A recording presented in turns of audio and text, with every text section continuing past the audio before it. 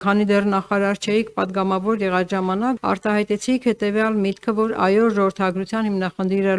լուծման անհրաժեշտ հիմնախնդիր է եւ մենք պետք է հասկանանք, որ դրա համար կարեւոր ուղղությունը ներգաղթ է եւ մենք պետք է հասկանանք, որ ներգաղթողները պարտադիր չէ որ լինեն հայեր եւ դա կատարվեց ձեր հայտարարությունը կատարվեց գրեթե միաժամանակ, երբ Ալիևը հայտարարեց 300,000 ադրբեջանցիների Հայաստանում վերաբնակեցվելու մասին։ Արդյոք սա պատահականություն էր թե ոչ, արդյոք դուք արդեն որպես նախարար եւ որպես ռազմավարության պատասխանատու իրապես գտնում եք, որ Ալիևը ճիշտ է, Ալիևի պահանջը 300,000 ադրբեջանցիների վերաբնակեցման պահանջը ճիշտ է, եթե այո, ինչ հիմնավորմամբ, եթե ոչ, ինչու չեք որևէ կերպ բարձրաձայնում, որ նման պահանջ հնչեցնելը առնվազն սխալ է։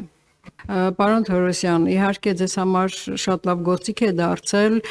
հարցից խուսափելու համար ընդդիմադիրներին անվանել, չգիտեմ ում խոսնակ, բայց ես ճիշտ հասկացա, որ դուք հենց հիմա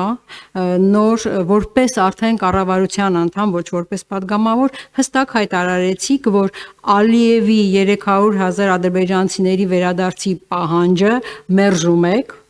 եւ հայտարարում եք, որ այդ պահանջը չի կատարվելու։ Ես դա ճիշտ հասկացա։